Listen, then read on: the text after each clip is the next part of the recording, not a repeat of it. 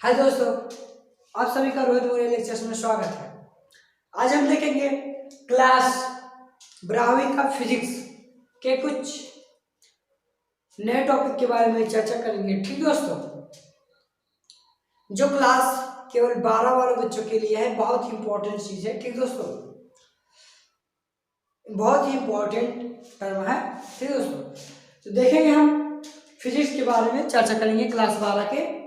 ठीक, इसमें हम देखेंगे दो समतल पृष्ठ द्वारा क्या दोस्तों, दो समतल दर्पण एक दूसरे से क्या हेडिंग नोट डाउन करेंगे। दो समतल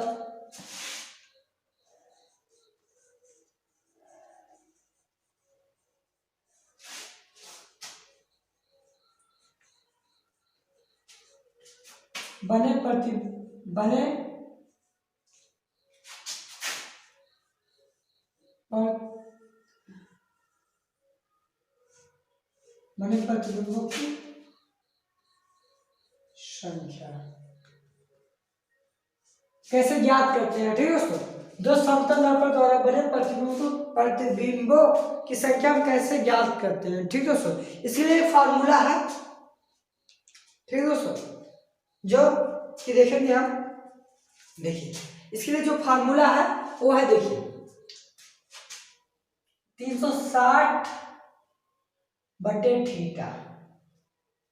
ठीक दोस्तों, बराबर n नंबर ऑफ इमेज। ठीक दोस्तों, n को नंबर ऑफ इमेज और थीटा कौन किसे पर मतलब कोड है, ये क्या है, कोड। ठीक है दोस्तों, यहाँ पर देख लेंगे हम n बराबर प्रतिबिंबों की संख्या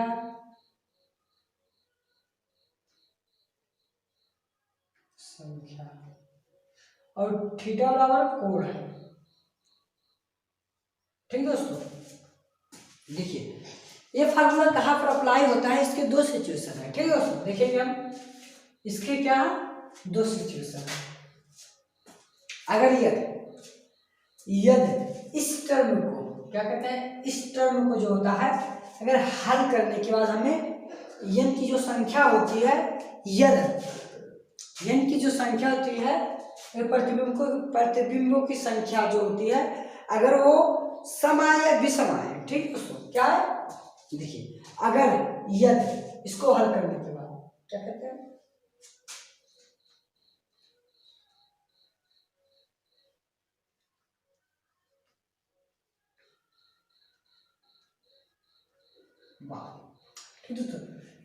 ठीक दोस्तों, इसको हल करने के बाद जो होता है, दो सिचुएशन बनते हैं। यदि जो होता है n का मान जो होता है समपूर्णांक है, क्या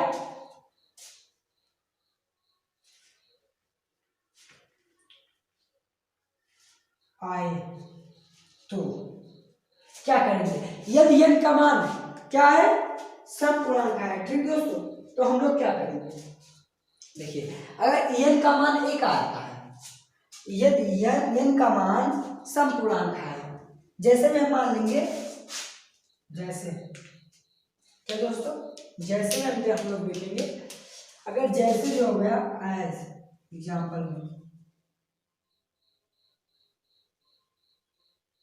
में मान n का मान जो है यदि 4 आता है, क्या आता है 4, तो हम इसको n के मान में 1 घटा देंगे। क्या करेंगे, घटा देंगे। ठीक है दोस्तों, जो घटाने पर हमें मान प्राप्त होगा,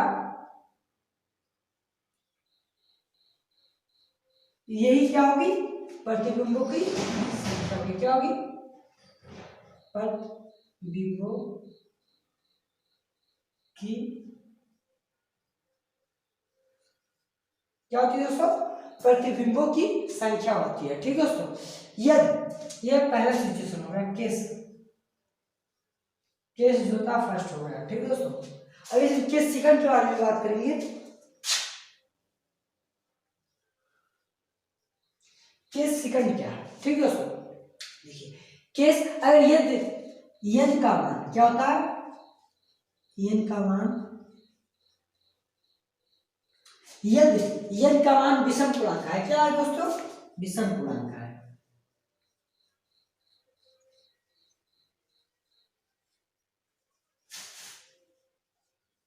आए यदि n का मान विषम पूर्णांक है तो क्या करेंगे, ठीक है दोस्तों। यदि n का मान देखिए, जैसे हम लोगों ने हल किया, यदि हमें कोण कितना दिया है, 90 अंश दिया है, ठीक है दोस्तों। जैसे में हम लोग चर्चा करेंगे, एग्जाम्पल में देखेंगे,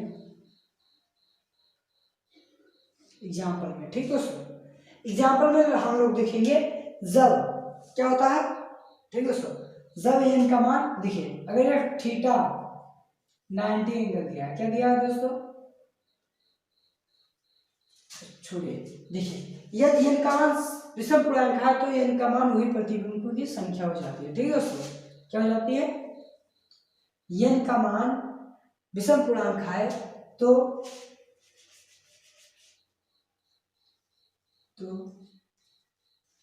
क्या होता है दोस्तों, तो जो होता है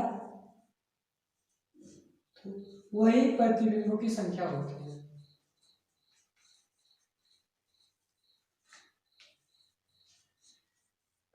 संख्या, ठीक है दोस्तों।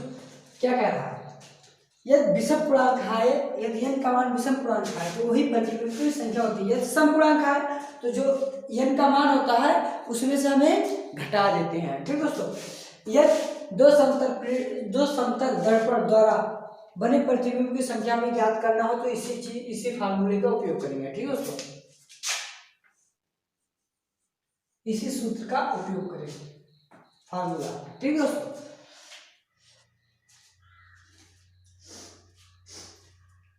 देखिए हम लोगों ने कहा था कि देखिए हमने दो समतल दर्पण द्वारा प्रतिबिंब की संख्या ज्ञात करना देख लिया, ठीक है दोस्तों। अब उसके कुछ न्यूमेरिकल की बात करेंगे। देखिए यदि समतल दर्पण एक दूसरे के समांतर रखे हैं तो प्रतिबिंबों की संख्या ज्ञात करना है, ठीक है दोस्तों। क्या कह रहा है, यदि एक समतल दर्पण, क्या एक समतल दर्पण, ये होगा एक समतल दर्पण, ठीक है दोस्तों। ये तो हो गया एक समतल दर्पण, कह रहा है एक समतल दर्पण एक दूसरे के समांतर रखें, क्या क्यों समांतर रखें, एंगल कितना बना रहा है, ठीक है दोस्तों। एंगल थीटा जो बना रहा है 0 अंश बना रहा है, ठीक है दोस्तों। तो इस पे क्या किस फार्मूले का उपयोग करेंगे, देखिए 360 बटे थीटा बराबर है, ठीक है दोस्तों। देखिए थीटा का मान क्या है, 0, तो 0 रख देंगे। देखिए यहाँ पर 360 बटे 0 आया है, ठीक है दोस्तों, 0 आया है। इसका मान क्या होगा, इसका मान इनफिनाइट होगा, क्या दोस्तों, इनफिनाइट होगा, यही आंसर होगा, ठीक है दोस्तों। अब इसके हम अगले न्यूमेरिकल कह रहा है, ये दो समतल दर्पण, क्वेश्चन नंबर 2 के बारे में चर्चा करेंगे अब, या दो समतल दर्पण एक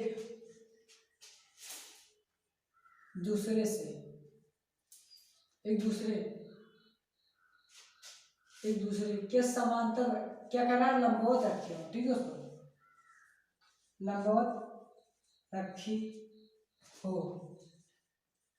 तो प्रतिबिंबों की संख्या ज्ञात कीजिए। क्या करना है दोस्तों, प्रतिबिंबों की संख्या ज्ञात कीजिए। कह रहा है दो समतल दर्पण एक दूसरे के लंबवत रखे हों तो प्रतिबिंबों की संख्या ज्ञात कीजिए, ठीक है दोस्तों। इसके लिए हम किस फार्मूले का उपयोग करेंगे,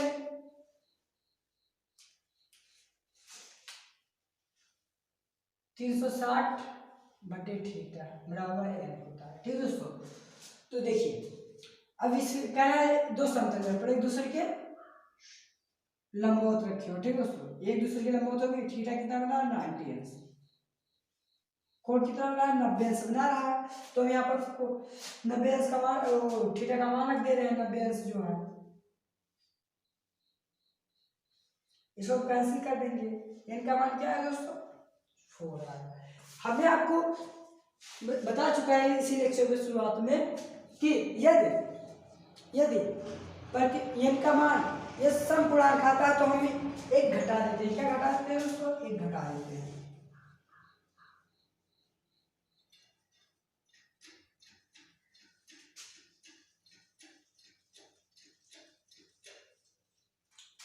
हम एक घटा देंगे। देखिए अब देखिए आंसर जो आया है वो प्रतिबिंब संख्या कितना है? 3 आया है। ठीक दोस्तों, अगर आपको ये वीडियो पसंद आया तो इस लेक्चर को सब्सक्राइब, शेयर और कमेंट और लाइक करना मत भूलें, जिससे कि रोज मुझे लेक्चर की वीडियो आप तक पहुंचते रहे। जय हिंद, जय भारत।